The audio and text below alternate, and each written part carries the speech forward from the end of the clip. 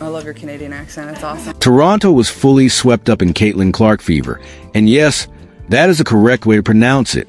Caitlin Clark and the Indiana Fever made their first visit across the Canadian border. And the excitement was clear as soon as they arrived. Fans formed huge lines outside Scotiabank Arena, the home of the Raptors, with many waiting for hours just to watch Caitlin and the Fever live.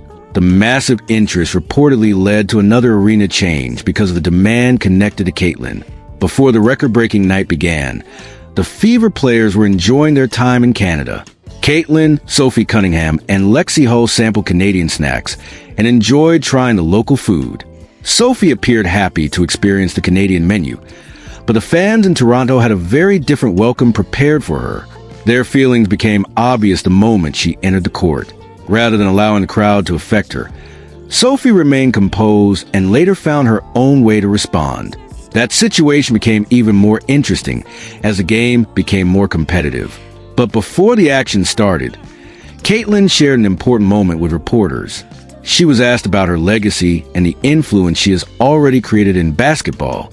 Her answer showed why so many people continue becoming fans of hers. When you think about your own legacy, and when people use the words like Caitlin Clark effect, what do you want that to mean when people think back on your legacy as a player?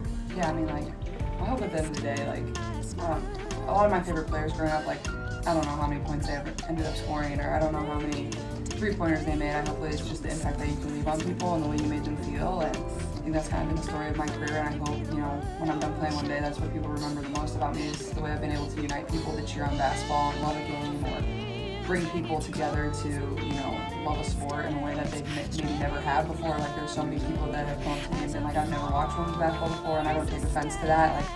I think that's a really cool thing to, bring people in that have maybe never experienced something that I've loved all my life. And so I hope, when I'm done, that's probably the biggest thing that I'll probably look back on my career and be proud of. It's just the amount of people that I've been able to bring in and enjoy the game that I've always loved since I was a young kid. Only talking about longtime supporters, she focused on welcoming people who were new to the game and helping basketball grow together.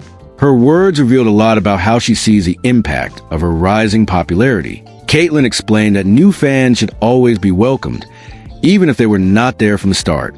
She knows that helping basketball grow means giving more people a chance to discover and enjoy the sport, and the viewing figures continue proving the impact of that idea.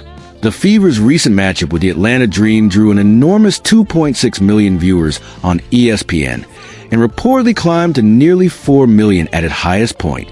Those numbers showed how much attention Caitlin and Indiana are bringing to the league. Heading into Toronto, expectations were huge because the Fever had won 4 games in a row and were fighting for the 3rd seed. Caitlin was also in outstanding form after collecting her 4th Player of the Week award that season, more than any other player at that stage. Kelsey Mitchell was playing brilliantly too and continued her impressive scoring streak. After a late Angel Reese miss helped send the previous game into overtime, Mitchell still extended her run by scoring at least 20 points for the 19th straight game. KK was once again in the starting lineup, and Indiana had not lost a game with her starting. Toronto, however, came into the contest having major problems with a 10-23 record, but Brittany Sykes returning after missing 18 games and Marina Mabry being available gave the team hope it could compete. Indiana came out attacking right away. Aaliyah Boston made a clean pass to Mitchell. Caitlin created another strong chance for Kelsey, and Clark then used her movement to score her first points. She soon found Lexi Hull for another basket, giving Hull 4 early points. Indiana raced to a 12-4 lead, and it began to look like the game might become one-sided. Mitchell then hit a 3 to make it 16-4. Toronto finally began making shots, bringing the home fans to life. But those cheers quickly changed when Sophie Cunningham entered, showing that the atmosphere was about to become much more intense. Sophie Cunningham did not let the Toronto crowd get into her head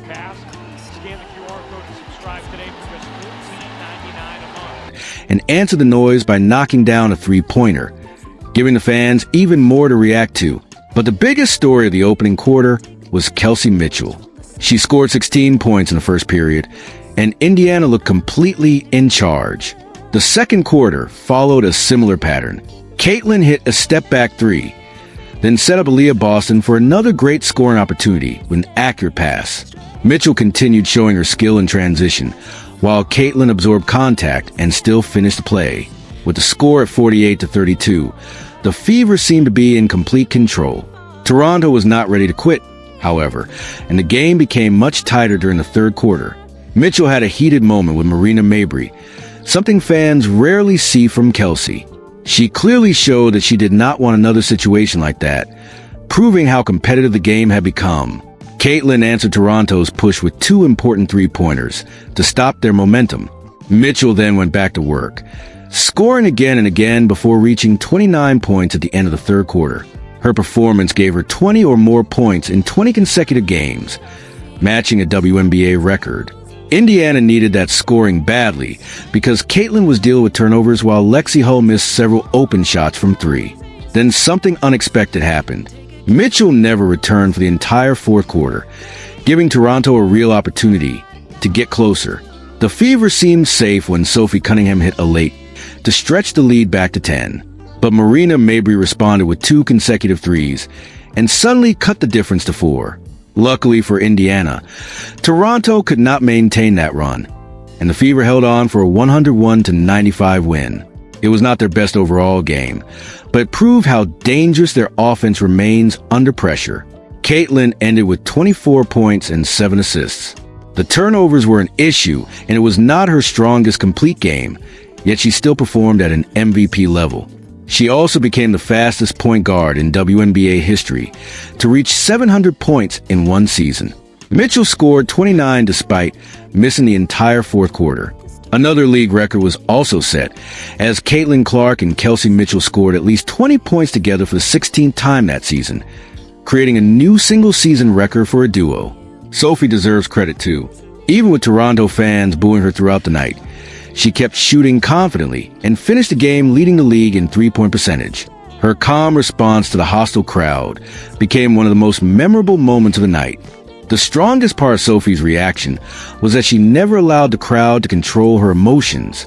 She did not demand that anyone be taken out of the arena, and she did not spend the game complaining that the fans were disrespectful. She accepted their reaction, kept her attention on basketball, and responded through her play. That is how competitive sports should be. Fans have every right to boo. Players have the chance to answer on the court, and Sophie made sure her performance gave her the final response. Her shooting played an important role in helping Indiana win a tough road game, while her confidence remained clear even with the Toronto crowd against her. The Fever left with a 101 to... Got booed a little bit tonight. Really? Yeah. I was kidding. I Especially know. for that.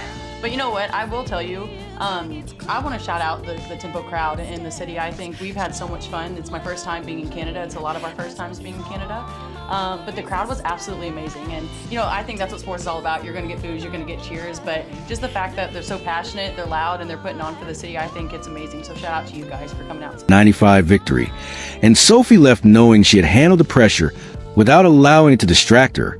Toronto fans may not have liked the final outcome, but their energy made the game even more exciting.